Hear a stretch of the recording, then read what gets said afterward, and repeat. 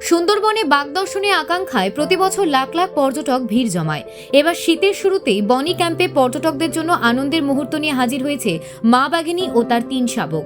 মিষ্টি জলের পুকুরে জল খেতে আসা বাঘিনী ও শাবকদের একসঙ্গে দেখে উচ্ছ্বসিত পর্যটকরা। শুধু পর্যটকরাই নয়, বনকর্মীরাও নজিরবিহীন দৃশ্য দেখে অভিভূত। সোমবার সকালে বনি ক্যাম্পের জেটি ঘাটের পাশে নদীর চরে বাঘের পায়ের ছাপ দেখে বনকর্মীদের মধ্যে আনন্দের স্রোত বইছে।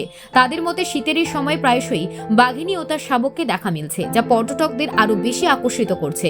এক পর্যটক জানিয়েছেন, ৫ বছর ধরে বাঘের দেখা না পেলেও এবার প্রথমবার একসঙ্গে ৩টি বাঘ দেখে তিনি আনন্দে আত্মহারা।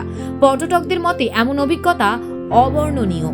বনকর্মীদের আশায় দৃশ্য দেখতে বনি ক্যাম্পে পর্যটকদের সংখ্যা রেকর্ড করবে। একসঙ্গে বাঘিনী ও ৩টি শাবকের দেখা পাওয়া যাবে বিরল। তেমনই সুন্দরবনের জীববৈচিত্র্যের প্রতি মানুষের আগ্রহ বাড়বে। Bureau report, Bangla digital TV.